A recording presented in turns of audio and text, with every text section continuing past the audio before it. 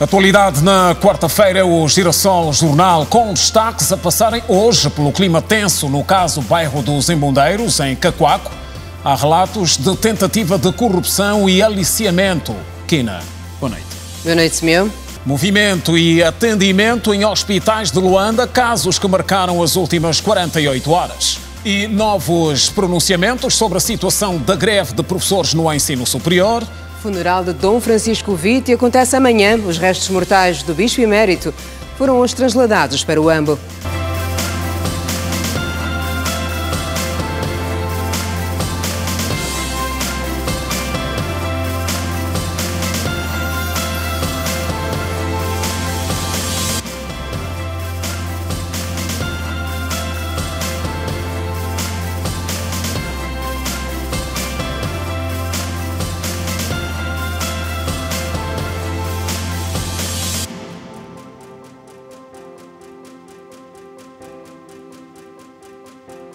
Olá, boa noite.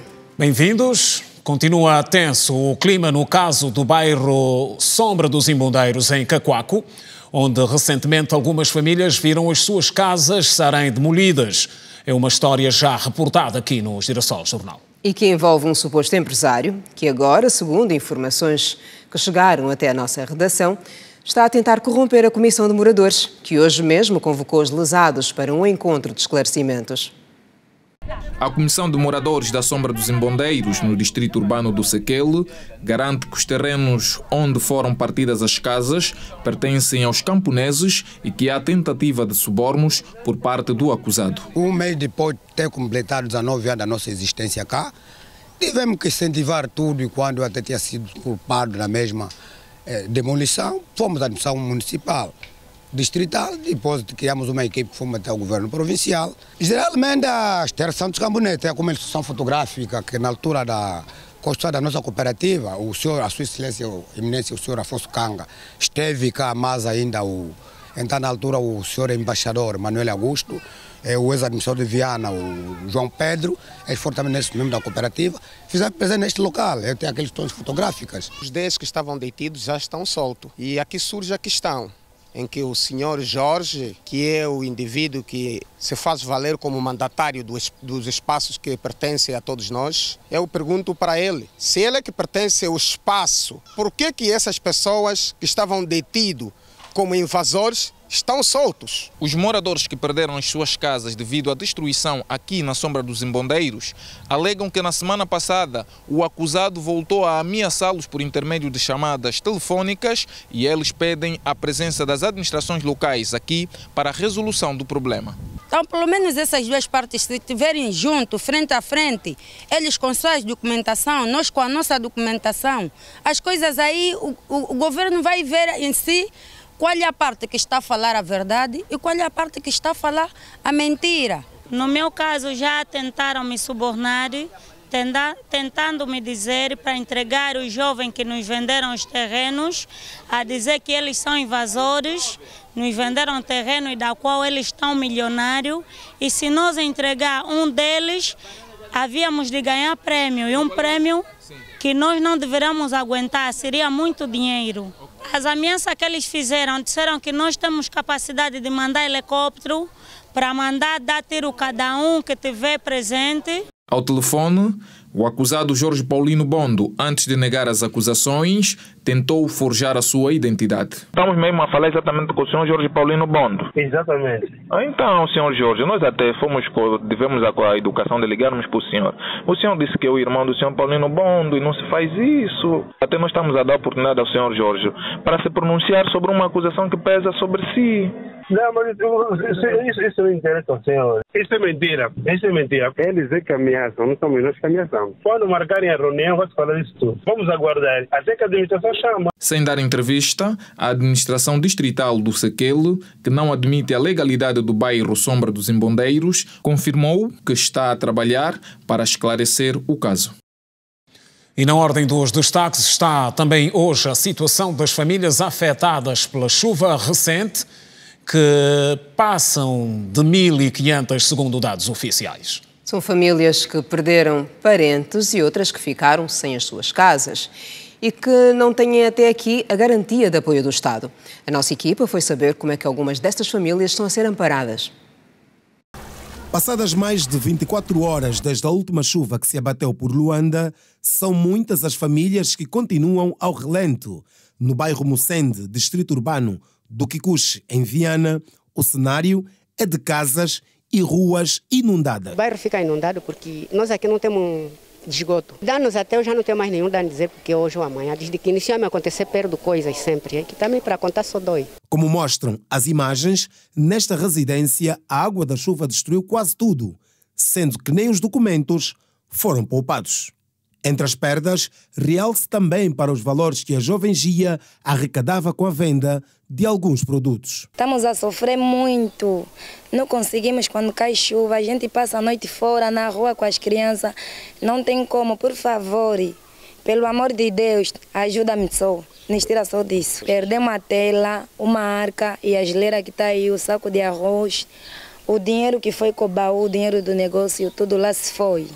Nesse momento estamos mesmo assim, do nada, com fome, com tudo. Tinha 45 do ovo, 25 mil do garoto. Já nesta outra residência, a família manifestou-se assustada com o caminho encontrado pela água para fazer morada no interior da casa. Nós estávamos a dormir e de repente a água entrou por trás na sanita e demos conta que toda a casa estava a inundar. Só conseguimos tirar mesmo as crianças para fora e os doentes que estavam aqui em casa. Outras coisas, só as roupinhas mesmo, e algumas coisas já não conseguimos retirar porque a casa já estava inundada com água. Eu preciso uma ajuda grande para ver se conseguem me arranjar uma eletrobomba só para poder puxar essa água e evacuar para fora. Aqui, nem sequer conseguimos ter acesso ao quintal da casa, tudo porque a água da chuva tornou-se na única ocupante do local. Praticamente aqui nas casas não temos mobília, só estamos a viver assim mesmo, tudo ficou na água. Aqui nesse momento ainda não tirei nada, tudo está por baixo da água. É roupa das crianças, é minha roupa, até a própria comida já não tem mais nada. Em consequência das enchentes, Antonica e seus familiares fizeram do quarto a mais nova cozinha de casa. Sempre que chove, fugimos de casas. Nós aqui mesmo estamos no buraco mesmo d'água. Tivemos a adaptar o quarto como cozinha porque a cozinha está toda estragada. Dados do Serviço de Proteção Civil e Bombeiros indicam que em Luanda, a chuva da madrugada desta terça-feira provocou a morte a 3 crianças e deixou mais de 1.500 habitações inundadas. Numa nota à imprensa, o governo provincial de Luanda manifestou-se solidário com os munícipes que enfrentam imensas dificuldades em consequência das chuvas que se abateram na capital. E em alguns dos principais hospitais de Luanda, o funcionamento manteve-se normal durante as últimas 48 horas, com casos de ligeira agitação nos bancos de urgência. Situação que, segundo o que apuramos, não foi tanto influenciada pela chuva. Fala-se de alguns casos de malária, que lidera a lista de diagnósticos. Os casos de malária e doenças diarreicas agudas registraram números acima da média no Centro de Saúde do Sambizanga. Só nas últimas 48 horas, mais de 50 casos da doença foram reportados pelos técnicos de saúde local. Durante as 48 horas, o banco de urgências esteve muito agitado. Tem muitos casos de malária nos adultos e crianças. Mas 53 casos de malária, DDA 23. Já no banco de urgência do Centro de Saúde Primário de Referência do Bairro Operário, o movimento foi mais agitado nas últimas 48 horas, com um registro de 100 casos de malária decorrente da chuva de terça-feira. Continua a ser o calcanhar de Aquiles a nível da nossa instituição, que chegamos a atingir diariamente 70 a 60 casos de malária. Temos dado resposta com os fármacos que temos na instituição, de acordo com o número de plasmódios por doentes. Então varia entre 100 a 70 pacientes. A unidade sanitária, que recebe utentes de vários pontos do município de Luanda, debate-se com problemas das vias de acesso que têm dificultado a transladação de doentes em estado crítico para os hospitais com maior maior capacidade de resposta. As vias estão tanto quanto intransitável, não só dentro do bairro Pereira, mas sim ao chegar, e que tem feito uma grande dificuldade relativamente à instituição. Fora isso, os pacientes, como sempre, não deixam de ocorrer às unidades, independentemente da localidade, Viana, Samba, Kazenga, Sambizanga, Rangel, etc. E a procura de melhores atendimentos, no caso, não deixam de chegar até a nossa unidade sanitária. Convite agora para contas com perdas ligadas às dificuldades de mobilidade em Luanda, as horas no trânsito e a necessidade de corresponder à demanda produtiva. Que se pode concluir que esteja abaixo da média normal se tivermos em conta a realidade do dia-a-dia na capital, onde muitas vezes chega-se a perder mais tempo na estrada do que no trabalho. Veja na reportagem da Manuela Costa. Filas extensas, stops acesos, trânsito parado. É o retrato pintado que se pode observar a cada manhã e noite nas estradas de Luanda. Não importa o trajeto, o famoso engarrafamento está em toda a parte. O problema que afeta a mobilidade dos utentes faz com que muitas pessoas madruguem na tentativa de honrar com os seus compromissos. Como município do Zango, Zangon, e alguns somos obrigados a não estarmos a acordar às 3 horas de manhã até 13h30, tem que estar já apinchado para ver se chega até a paragem, mesmo assim com dificuldades com os homens alheios, tem Deus nos ajudado até a paragem. Acho que 5 horas você vai conseguir viajar, mas se chegares aqui 7 horas é mesmo com muita dificuldade. Dentro dessa dificuldade para resolver, acho que é mesmo andar a pé, para poder chegar no serviço, porque senão ou chegas atrasado ou acabas por não chegar. Em horários de ponta, passar por aqui não é tarefa fácil. Uma viagem curta, com trânsito apertado, pode levar de 1 a 2 horas de viagem. Uma situação que leva a muitos constrangimentos na vida dos luandenses. Apesar de não existirem estudos que comprovem o quanto as economias africanas perdem com o trânsito caótico, a aposta em serviços de táxi por aplicativo é uma das formas de solucionar o problema, além de contribuir para o crescimento da economia. No caso particular de Angola, além de criar um conjunto de mecanismos que possam incentivar o uso, por exemplo, de táxis por aplicativos, é necessário também repensar um pouco os mecanismos associados à morfologia urbana, especialmente aos aspectos relacionados ao processo de uso e ocupação de solo. Além do engarrafamento, está também a dificuldade com o táxi, que nos últimos dias tem deixado as paragens lotadas. A movimentação aqui está um pouquinho difícil. Os táxis aqui está mesmo duro. Os motoristas aqui estão fazendo linhas curtas, é mais culpa-pata do que táxis, então está meio difícil mesmo. Porque eu já estou aqui há uns 10 a 15 minutos e a previsão era de estar onde vou há uns 20 minutos. Universidade. A Associação dos Taxistas de Angola explica as razões por trás do problema.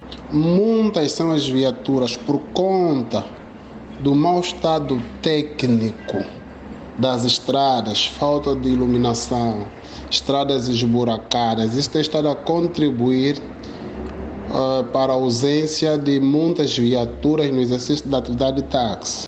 Com as chuvas torrenciais, os vários buracos se tornaram profundas poças de águas, um fator impeditivo para muitos automobilistas que procuram evitar outros prejuízos para as suas viaturas. Preocupação com as poucas oportunidades no mercado de trabalho na província da Huila. Jovens, sobretudo, voltaram ao tema que é de domínio das autoridades. O governo da província da Huila promete continuar a trabalhar para que se diminua ao máximo a carência que afeta maioritariamente a juventude. As dificuldades de acesso ao mercado de trabalho preocupam os jovens da província da Huila. Diariamente, vários desses jovens afluem ao centro de emprego do Lubango à procura de uma vaga que são, segundo eles, em número bastante reduzido. Se vi aqui hoje, que as áreas que eles estavam a pedir aqui são formações profissionais que eu nunca vi. Isso tentava pedir técnico de refrigeração, mais técnico de dióxido de carbono, técnico de vapor e técnico de água. Esses cursos aqui, mesmo o nosso centro, a NFOP, não disponibiliza esses cursos. Procura de emprego, porque visto que a vida não está tão fácil, aqui na Huila não está como nas outras províncias em que o emprego aparece com facilidade. Para satisfazer as suas necessidades, muitos desses jovens recorrem a pequenos biscates para poderem sobreviver. A questão de como é que eu sobrevivo é mesmo aqueles biscatozinhos que aparece um pouco, estamos a fazer, aparece um pouco, estamos a fazer. Mas só que é mesmo frustrante, porque é uma vida difícil. Consigo dar uma volta porque sou técnico de eletricidade e algumas vezes vivo de biscato, mas é muito difícil porque não conseguimos corresponder àquilo que são as necessidades de casa. O diretor do Centro de Emprego do Lubango diz que a sua instituição atua apenas como intermediária no mercado entre os candidatos e os empregadores. O candidato à procura de emprego vem para o Centro de Emprego fazer a sua candidatura e, posteriormente, as empresas também que precisam de pessoal para poder empregar, vêm também façam a sua candidatura. O candidato não significa que ao ir para uma entrevista ele se dá já como trabalhador, não. Ali é um processo que quem determina a sua situação futura é o empregador.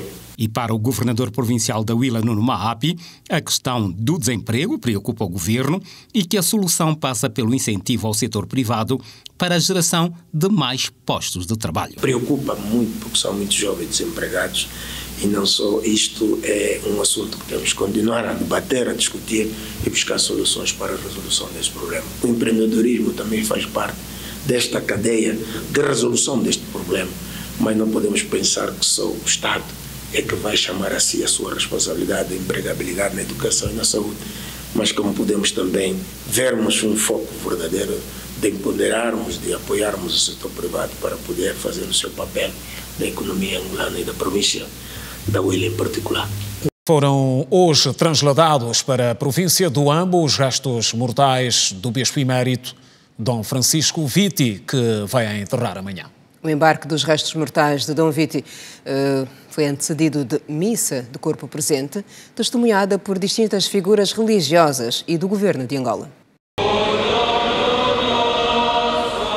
Os momentos de orações, cânticos em ação de graça marcaram a missa de corpo presente pelo sufrágio à alma de Dom Francisco Viti, com a participação dos bispos da SEASTE, fiéis e membros da sociedade civil.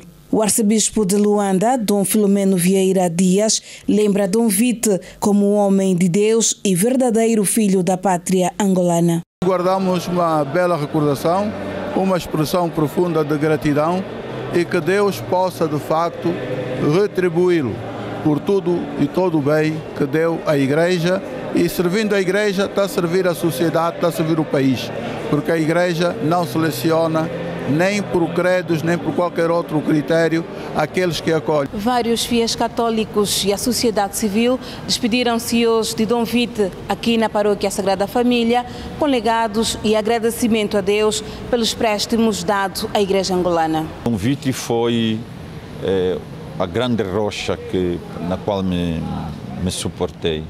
O pai, o conselheiro, o encorajador, o diretor espiritual. E a palavra que sempre me ficou e ficará era esta: não a guerra, sim a vida, sim a paz. Ele foi o nosso bispo e nos deu os primeiros passos que nos fez ser hoje o que nós somos. Vou lhe ter no coração para sempre, agradecer a presença dele nas nossas vidas. Que ele sempre encorajava os jovens naquela altura que receberam o crisma, que deveríamos transformar Angola num país verdadeiramente belo, com o nosso testemunho de fé, com o nosso trabalho e principalmente pela valorização dos nossos anciãos. Esta sempre foi a sua mensagem para os jovens. As qualidades de Dom Viti são enaltecidas pelo presidente da Conferência Episcopal de Angola e São Tomé e Príncipe e também pela neta, a começar pela defesa da paz, unidade nacional e cultura africana. A figura do Dom Viti é daquelas que marcaram a história da evangelização de Angola também. Tanto ele é o bispo do pós-independência, eu digo do pós-colonialismo, o bispo da independência, o bispo que com os outros conseguiram pois cimentar e dar aquele cunho angolano à Igreja Católica. Deixa um vazio no meio da família, só agradecer o bem que ele fez pela essa igreja e também pela família. Os restos mortais de Dom Francisco Witte descerão à sepultura amanhã, quinta-feira, no cemitério do Quando, na província do Ambo. Novos pronunciamentos sobre a situação da greve de professores no ensino superior, que continua, apesar de ainda assim o Ministério garantir que o ano académico está salvaguardado. Hoje, a ministra do setor foi clara em afirmar que não há dinheiro para dar resposta ao que os professores exigem em termos de salário e que até o momento o principal elemento de discórdia nas negociações é este. O governo angolano estuda a possibilidade de reavaliar o salário dos professores do ensino superior, que nesta altura encontram-se em greve. A ministra do setor esclareceu que a paralisação das aulas no país é parcial, havendo instituições que, passados 51 dias desde que a greve foi decretada, não cruzaram os braços. Eu tenho a informação que vem dos gestores de instituições de ensino superior e sabemos que há instituições de ensino superior onde não se registra greve. Os reitores, os presidentes dos institutos e os diretores das escolas superiores têm orientações específicas para tudo fazerem de modo a que haja o menor prejuízo possível para os estudantes, porque esta greve está tida como por tempo indeterminado, o que cria uma situação difícil para os estudantes, para as suas famílias e para o governo, que não tem ainda, de momento, uma outra proposta de aumento salarial, embora o estudo esteja a ser feito para conhecer no horizonte a definir como poderá ser ultrapassada esta situação. Portanto, dizer que não há estudantes a frequentar aulas é falso. E convido a fazerem essa constatação, essa ronda pelas instituições. Da ronda efetuada aqui em Luanda, verificamos que apenas na Faculdade de Direito e no ICISA, Instituto de Ciências da Saúde da Universidade Agostinho Neto, têm parcialmente aulas, enquanto que na Faculdade de Medicina, Ciências Sociais, Letras e Engenharia, os corredores e as salas continuam vazios. Entretanto, o Ministério do Ensino Superior apresentou hoje o regime jurídico do Sistema Nacional de Ciência, Tecnologia e Inovação, que prevê a possibilidade de as instituições privadas receberem financiamento do Estado para investigação científica. Na organização das atividades científicas e desenvolvimento, passamos a ter enquadramento por setores. E um dos setores é o setor empresarial. E o setor empresarial determina que as empresas que buscam lucro, não é? Que são entidades que buscam lucro, podem ter na sua orgânica unidades voltadas para a investigação científica e desenvolvimento. Portanto, desde que esteja previsto no seu objeto social, nada impede que uma empresa possa realizar atividades de investigação científica e desenvolvimento. A produtividade científica em Angola tem vindo a melhorar nos últimos anos, mas de acordo com a ministra do Ensino Superior, o cenário ainda é débil. São todos esses fatores que, conjugados no Índice Global de Inovação 2021, colocavam Angola na posição 132 em 132 países. Aspecto esse que melhorou no índice de 2022, Angola subiu 5 posições, estando na posição 127. Portanto, o que está na base é ainda a necessidade que temos de apostar em melhores aspectos que dizem respeito à educação, com um foco muito voltado para a área das ciências, das tecnologias, das engenharias e matemáticas. E agora reações em torno da estratégia de combate à corrupção que acaba de ser lançada. O pensamento de especialistas sobre a iniciativa que visa o alcance de mais resultados nesse sentido. Os relatos sobre corrupção em Angola são frequentes e o pagamento da gasosa para o tratamento de determinado documento ou rapidez no atendimento em instituições públicas e até privadas está entre os mais conhecidos. Durante algum tempo, a chamada pequena corrupção foi praticamente normalizada e as atenções estavam centradas nos propalados crimes de colarinho branco. É com base nestas evidências que surge agora a Estratégia Nacional de Prevenção e Repressão da corrupção. Vamos considerar que esse período de, 4 a 5 anos para cá, é que se conseguiu de forma efetiva, mais objetiva e clarividente se vislumbrar aquilo que é a questão do combate à corrupção como tal, visto que pessoas que jamais fossem imaginadas a ser chamadas à asta pública e, sobretudo, aquilo que são as prestes do tribunal, para poder então responder sobre os atos que foram por si cometidos naquilo que é a questão da gestão. Isso é bastante importante, demonstra claramente o esforço do Executivo e, sobretudo, a vontade do Executivo em manter então esta luta ou combate à corrupção. Eu penso que há que haver aqui um conjunto de estratégias como a criação de programas instrutivos e educativos, a penalização mais dura. Isso é um aspecto muito importante. Nós precisamos endurecer as penalizações, as punições para quem pratica este ato. A união de esforços é fundamental para que na luta contra a corrupção vençam somente os angolanos. A teoria da escutação à população é essencial, porque esse combate, isso bem dito pelo próprio Presidente da República, e normalmente eu tenho defendido também essa ideia, que o combate à corrupção não deve ser só do Presidente da República, porque os males da corrupção enfermaram a todos os angolanos. Daí de aplaudir essa iniciativa, de se fazer então um censo, uma auscultação popular, onde as associações, as pessoas públicas e privadas podem contribuir para a questão do combate à corrupção e assim se tornar cada vez mais efetivo o combate à corrupção. O grupo técnico que elaborou a estratégia sugere o ajustamento da política remuneratória do Estado e a adoção de mecanismos para a melhoria do salário mínimo nacional. Apenas o salário não é suficiente, porque não se trata apenas de ganhar mais ou ganhar menos.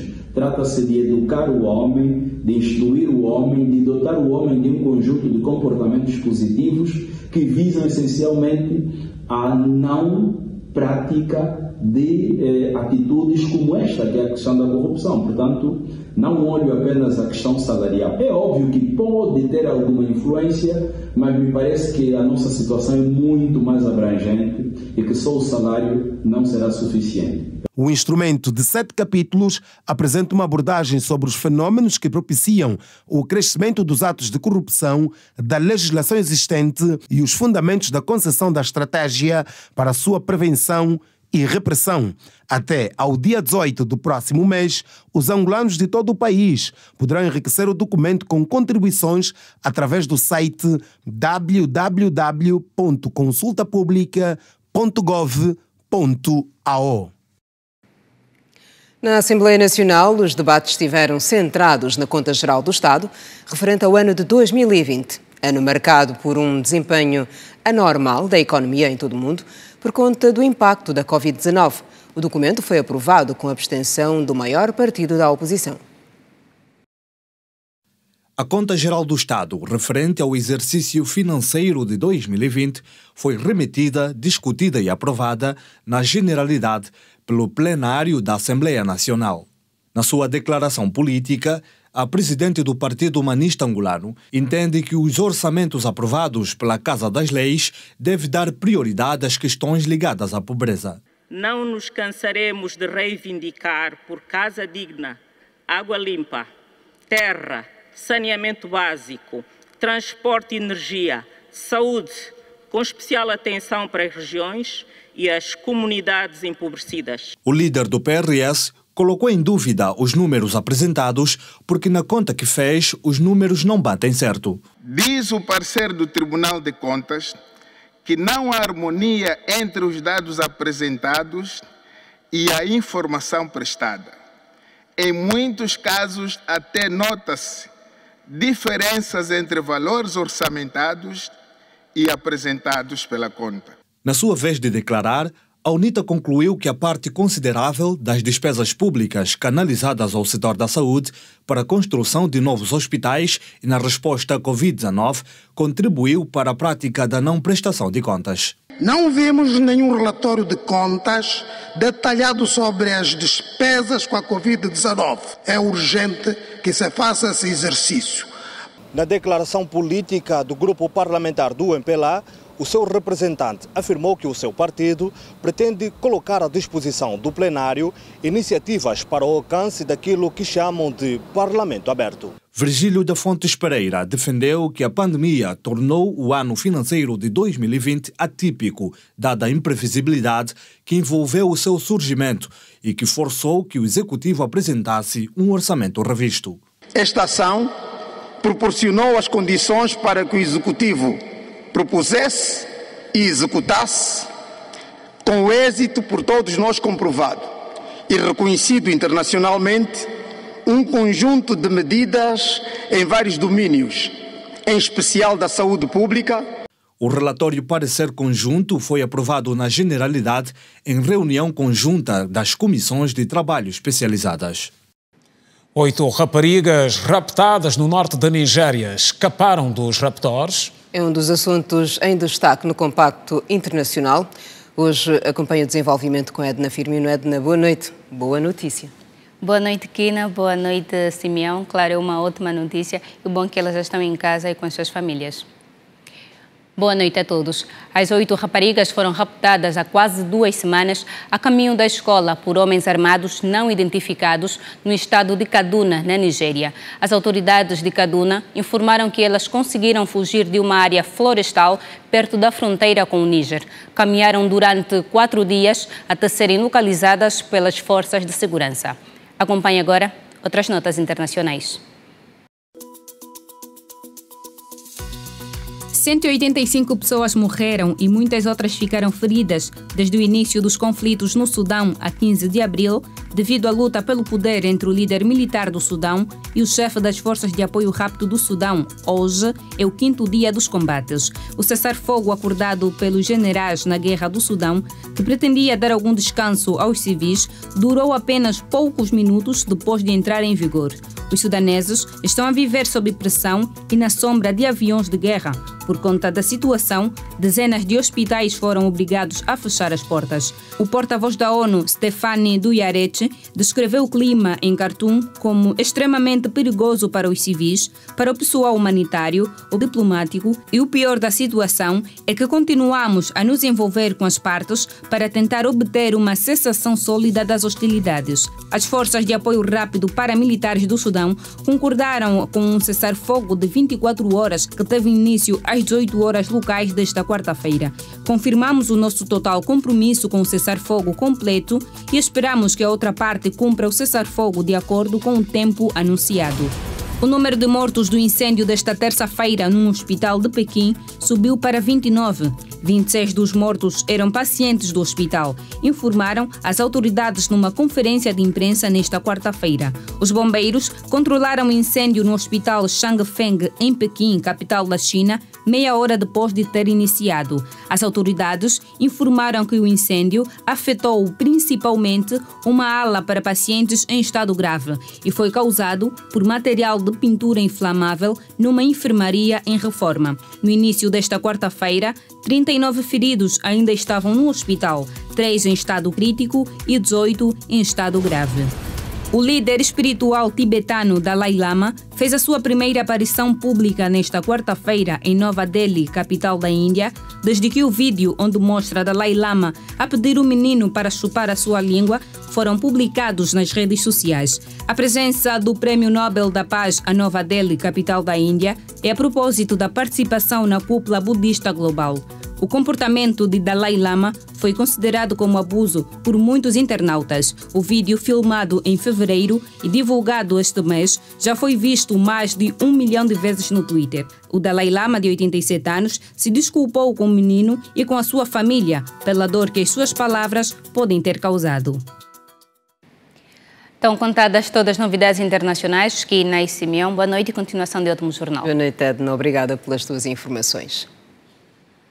E falamos de inflação a seguir, com dados do Instituto Nacional de Estatística que mostram como variaram os preços durante o mês passado. Para o caso dos principais produtos da cesta básica, o que o quadro mostra é que houve uma ligeira subida em comparação com o balanço feito no mês de fevereiro. No geral, a inflação fixou-se em 10,8%. Os dados do Instituto Nacional de Estatística indicam que a inflação mensal se fixou em 0,9%, estando estável face ao mês anterior, sendo que as categorias saúde, vestuário e calçado e bens e serviços diversos as que registaram as maiores variações do índice de preços ao consumidor nacional, com 1,9%, 1,6% e 1,4% respectivamente. Segundo o estudo do BFA, o Comitê de Política Monetária avançou em março deste ano para o segundo corte das taxas de juro do ano, tendo justificado o período temporal para o cumprimento das reservas obrigatórias pelos bancos comerciais, passando da atual base fixa diária para uma média de cumprimento quinzenal. O Comitê de Política Monetária cortou a taxa básica de juro em 100 pontos base para 17%, a facilidade permanente de absorção para 13,5% e a cedência de liquidez para 17%, enquanto os coeficientes de reservas obrigatórias, quer em moeda nacional, quer em moeda estrangeira, continuam nos mesmos níveis do ano passado. O estudo indica que, passados alguns meses de depreciação ocorrida entre outubro e novembro do ano passado, o impacto inflacionário não está a ser forte como esperado, o que demonstra ser possível que o BNA tivesse receios similares, pelo que a continuada descida da inflação justifica a nova descida da taxa básica de juro no mês passado. De acordo com o Gabinete de Estudos Econômicos, a consistente trajetória da inflação parece estar a deixar o BNA cada vez mais confortável. No que diz respeito à flexibilização da política monetária, o estudo adianta que a inflação homóloga continua a sua trajetória descendente, sendo que em cerca de 12 meses caiu 16,2 pontos percentuais, devendo continuar esse ritmo até metade do ano. A classe de alimentação e bebidas não alcoólicas, a que mais contribuiu no índice de preços no consumidor nacional, permanece muito estável, desde maio flutuando em torno dos 0,8%, tendo subido ligeiramente para 0,9% em março. Assim também termina o Girassol Jornal de hoje. Resta-nos apenas agradecê-lo pela companhia. A continuação de uma ótima noite e até amanhã, às 19h45. Boa noite, estamos juntos.